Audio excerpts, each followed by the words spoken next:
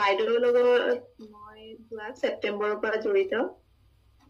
Change খিনিতো নিজৰ মাজত মানসিকভাৱে চবফালে বহুতখিনিয়ে পাইছো, নিজৰ মাজতে নিজে অনুভৱ কৰিছো। সেইখিনি ইতিমধ্যে মই চবকে কৈছোৱে, শ্বেয়াৰ কৰিছো চবৰ লগত।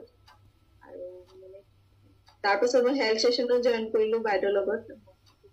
কিছুমান হেৰি ক্ষেত্ৰত মই হেৰি কৰিব পৰা নাই, কণ্টিনিউ কৰিব নোৱাৰো, মাজত থাকিলে।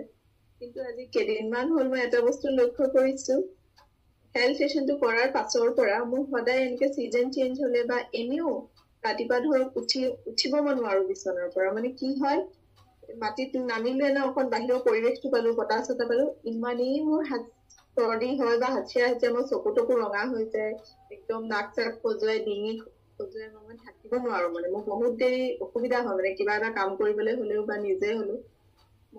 ৰাতিপুৱা উঠিলে অলপ দেৰি উঠাৰ পিছত আকৌ মই ঠাণ্ডা দিনত লেপ চেপ লৈ আকৌ ভিতৰত সোমাই থাকিব লাগে, যেতিয়ালৈকে ভালকে ৰ'দ চ'দ নিলে। মোৰ বহুত দিগদাৰ হয়।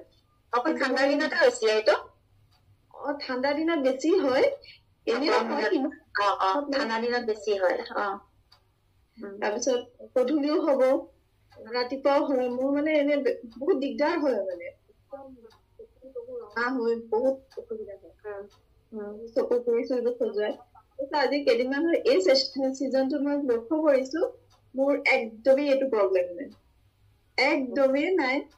মই বাহিৰত ওলাবও পাৰো ধুনীয়াকে, একদম মৰ্ণিং ছেশ্যন কৰাৰ পাছত মই বাহিৰত ওলাও ধুনীয়াকে, নিজৰ কামবোৰ মানে কন্টিনিউ কৰিব পাৰো। মোৰ মানে একো না চৰ্দি হয়, হাঁচিয়াও না, চকু খজুৱাই বা কিবা হয় না, গধূলি হয়, ৰাতিপুৱা মোৰ ধুনীয়াকে পাৰ হয়। মানে মোৰ মানে বহুত ভাল লাগে এইটো ক্ষেত্ৰত। মোৰ বহুত কষ্ট হয়।